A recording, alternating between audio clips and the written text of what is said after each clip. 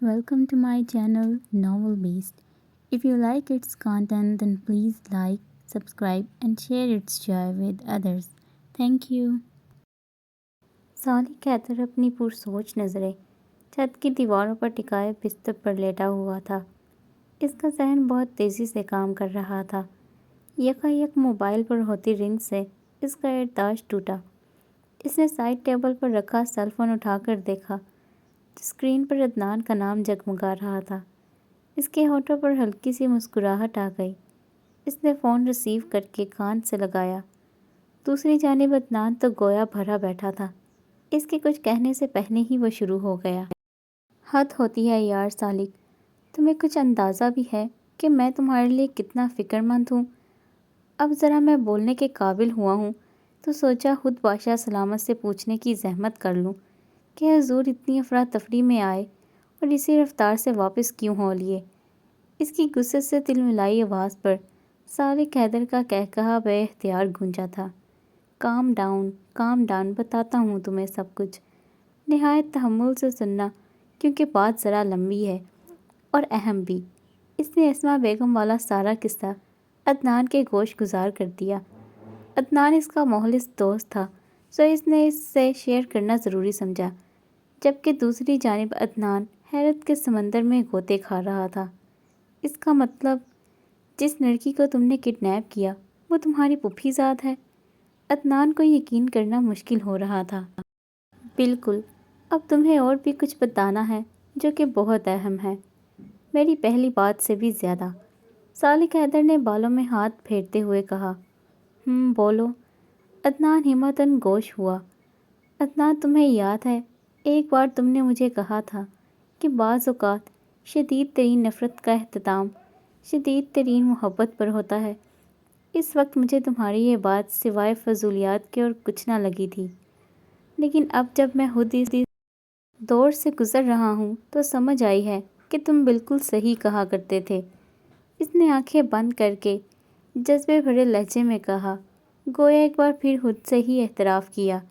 What? ये तुम क्या कह रहे हो? मुझे कुछ समझ नहीं आ रही। तुम्हारे कहने का मतलब ये है कि तुम्हें मोहब्बत हो गई है, मगर किससे? क्या जो मैं समझ रहा हूँ वही बात है? अदनान ने बेयकीनी से चूर लहजे में कहा। आज तो वैसे झटकों पर झटके दिए जा रहा था। बिल्कुल, सोहा मुराद से मुझे मोहब्बत हो गई है, बल्कि ये कहना गलत नहीं होगा कि मुझे इससे इश्क हो गया है। इसका अंदाज़ इसका रहज़न की मानित था, जो रास्ते में ही अपना सब कुछ लुटा बैठा हो। यार सालिक, ये वारदात हुई कैसे? मुझ पर रहम कर मेरे यार। मैं अभी हॉस्पिटल से जान छुड़ा कर आया हूँ। तू मुझे फिर से क्यों वहाँ भेजना चाहता है? अदनान के मल्तिजाना अंदाज पर सालिक हैदर ने बामुश्किल अपनी मुस्कुराहट ज़ब्त की। कुछ नहीं होता तुम्हें, फ़िक्र ना करो। तुम मेरी बात सुनो। मुझे फ़ौरी तौर पर कल ही कुछ करना होगा। जैसा कि तुम्हें पता है, हमारे यहाँ ख़ानदान से बाहर शादियाँ नहीं होती। इस बात का ख्याल करते हुए बचपन में ही पलवशा को मुझ पर मुसल्लत कर दिया गया था, जबकि मैंने इसे एक लाइफ पार्टनर के तौर पर कभी पसंद नहीं किया। इसके और मेरे मिजाज में ज़मीन आसमान का फ़र्क है। बतौर गज़ल मुझे इससे कोई मसला नहीं, लेकिन मैं इसे अपनी ज़िंदगी में शामिल नहीं कर सकता। ये तो मैं पहले भी ना करता, अब तो खैर ये नामुमकिनात में से है मेरे यार। इसने मज़बूत लहजे में कहा। क्या मतलब? तुम कल क्या करने वाले हो? यार तुम कुछ ऐसा ना करना जिससे हवेली में क़यामत बर्पा हो जाए। मुझे नहीं लगता कि सोहा मानेगी इस बात के लिए। ये बहुत मुश्किल है। क्या तुमने इससे माफ़ी मांगी अपनी ज़्यादती की? और सालिक, क्या ये इनके फ़ैसलों से बगावत नहीं होगी? अदनान ने अपना हच्छा ज़ाहिर किया। मेरे दिल ने भी तो मुझसे बगावत की है ना। इसका क्या करूं यार? मुश्किल है, नामुमकिन तो नहीं। लगता तो मुझे भी नहीं है, क्योंकि वो मुझसे बहुत नफ़रत करती है। इसकी नफ़रत बजा भी है और मुझे मंजूर भी है। रही माफ़ी की बात, तो बस एक बार वो मेरी दस्तरस में आ जाए, ये भी कर लूँगा। फिर एक वक्त ऐसा आएगा जब वो अपनी किस्मत और मेरे साथ पर नाज़ा होगी। इसे इतनी मोहब्बत दूँगा जिसका वो गुमान भी नहीं कर सकती। इसे खुद से मोहब्बत करने पर मजबूर कर दूँगा, میں نے ہر چیز کے لیے خود کو تیار کر لیا ہے۔ جیت میری ہی ہوگی، کیونکہ میں نے ہارنا کبھی سیکھا ہی نہیں ہے۔ اس کے لہجے میں اپنی ذات کا اعتماد بول رہا تھا۔ پھر ٹھیک ہے، آئی ہوپ سب کچھ ٹھیک ہو۔ تم شہر کب آ رہے ہو؟ عدنان نے پوچھنا ضروری سمجھا۔ آؤں گا، بہت جلد۔ مجھے یہ سن کر خوشی ہوئی کہ تم پہلے سے بہتر ہو۔ میں کچھ روز اور ٹھہرتا، مگر مجھے یہاں ایمرجنسی میں آنا پڑا۔ مگر تم فکر نہ کرو، جلد ہی چکر لگاؤں گا۔ ان سب کاموں سے فارغ ہونے کے بعد آفس پر بھی تو توجہ مرکوز کرنی ہے۔ اس نے اسے تسلی دی اور پھر چند ایک باتوں کے بعد وہ فون رکھ کر آنے والے دن کی بابت سوچتا آنکھیں بند کر گیا۔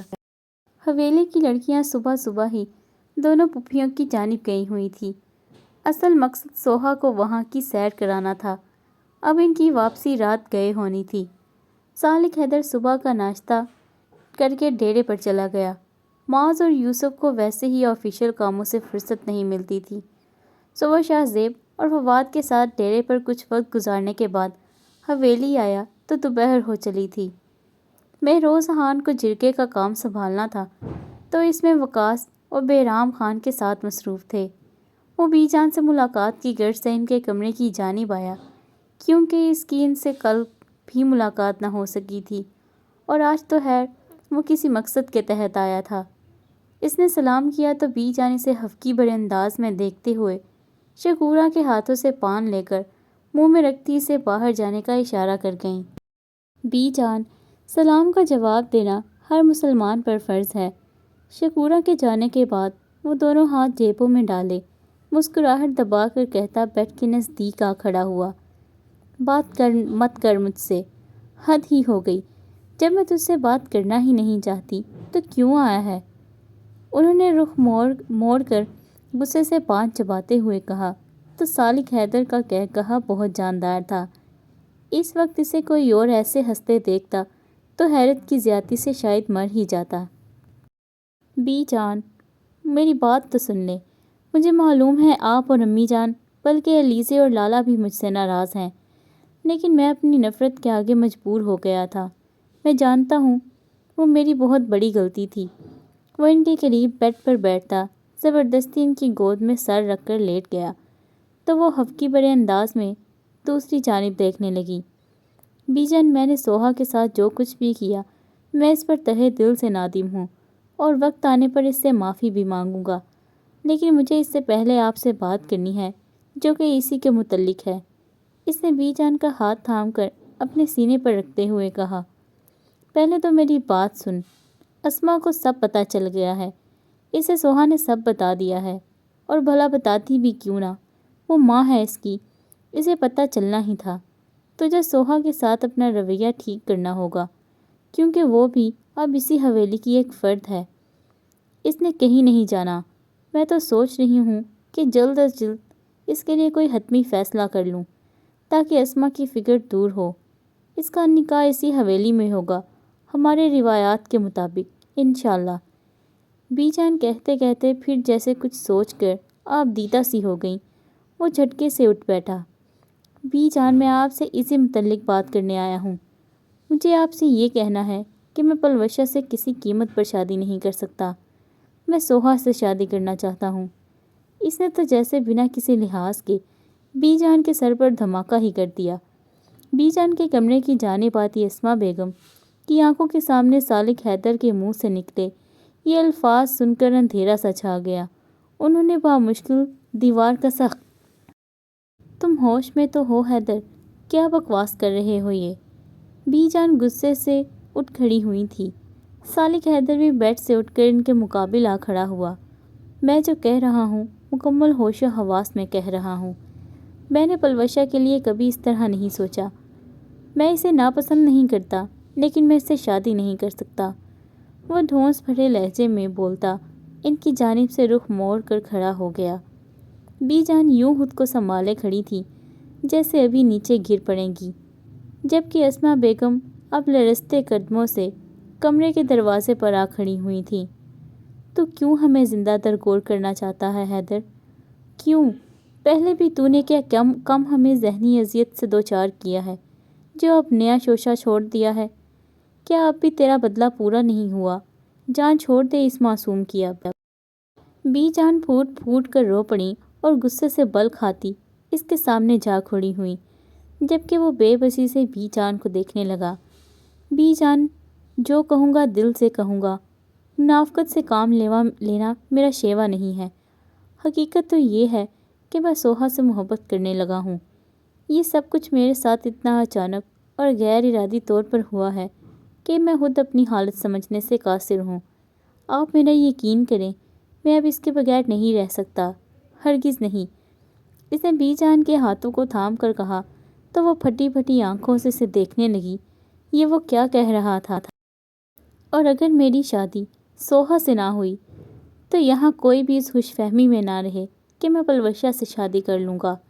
وہ چاہے میرے نام پر ایسے ہی ساری عمر بیٹھی رہے، میں اس سے شادی نہیں کروں گا۔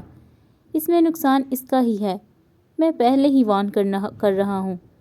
وہ سرد لہجے میں بولتا بی جان کو بے سکونی کے گہرے سمندر میں پھینک گیا تھا۔ بی جان، کیا آپ کو میری آنکھوں میں صداقت نظر نہیں آتی؟ وہ چاہے مجھ سے 1000 نفرت کرے، میں اپنی محبت سے اس کی نفرت کا خاتمہ کر دوں گا، بلیو می۔ وہ بالوں میں ہاتھ پھیرتے بی جان کے پتھرائے چہرے کو دیکھتے ہوئے بولا۔ وہ نہیں مانے گی۔ پلوشہ پر کیا گزرے گی یہ سن کر؟ اس بارے میں سوچا تو نے؟ ایک طوفان برپا ہو جائے گا حویلی میں۔ گلناز کو کیا جواب دوں گی میں حیدر؟ بی جان ہوش میں آتی بپھر کر بولی۔ آپ کا کام بس ان دونوں کو منانا ہے، باقی سب کو میں خود ہینڈل کر لوں گا۔ سالک حیدر کا اشارہ اسما اور سوہا کی طرف تھا۔ اپنی بات ختم کر کے وہ بی جان کو ایسے ہی ساکت چھوڑ کر تیز قدموں سے جیسے ہی بی جان کے کمرے سے نکلا، اس کی نظر دیوار کا سہارا لیے بی جان قدموں پر کھڑی اسما بیگم پر پڑی۔ وہ ٹھٹک کر وہیں رک گیا۔ اسما بیگم کا حال بی جان کے حال سے مختلف نہ تھا، دونوں ہی اپنی اپنی جگہ پر بے حال کھڑی تھیں۔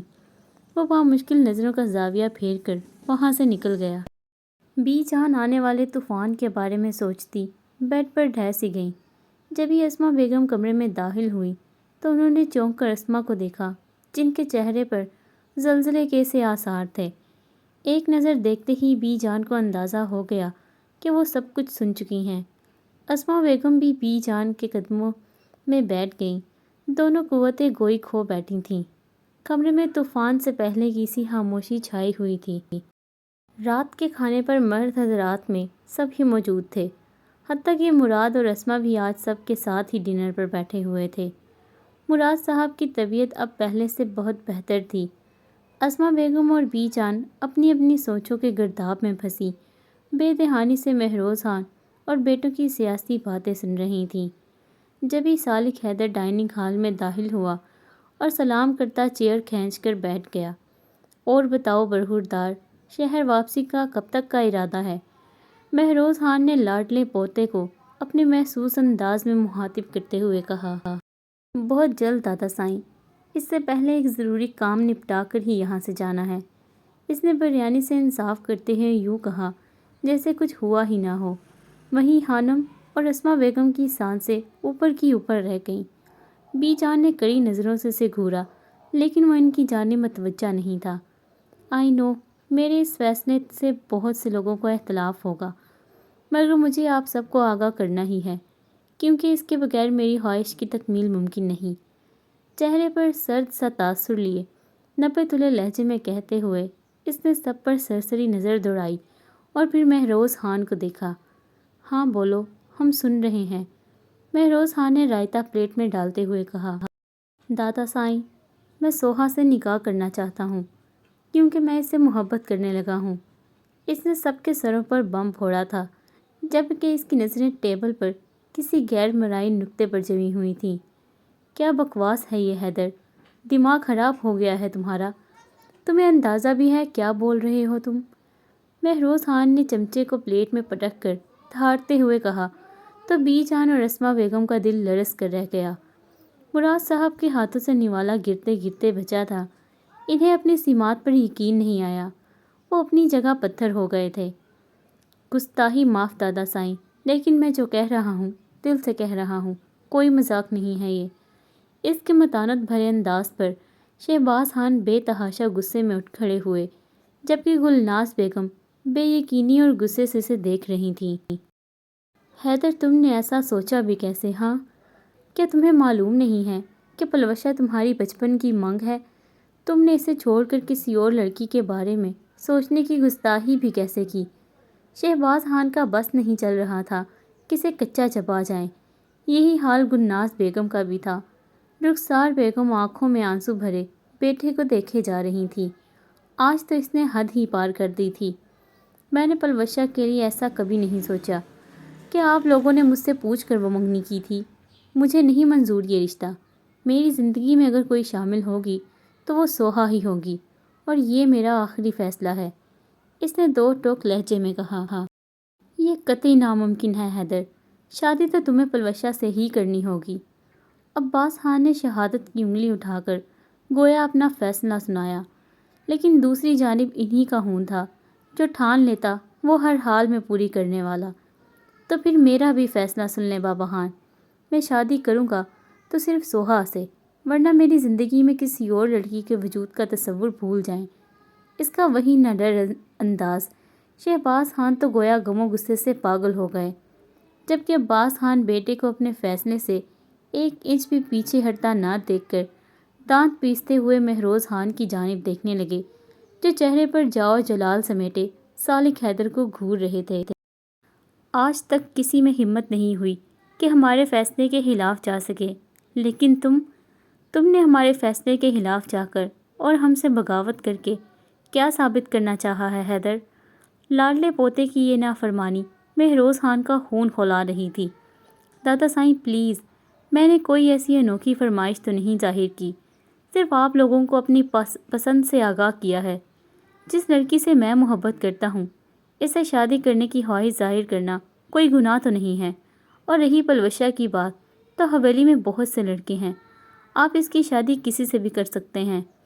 وہ غصے سے کہتا اٹھ کھڑا ہوا اور جھٹکے سے چیئر کھسکاتا ڈائننگ ہال سے باہر نکل گیا، جبکہ مہروز سائیں خون کے گھونٹ پیتے پیشانی مسلنے لگے۔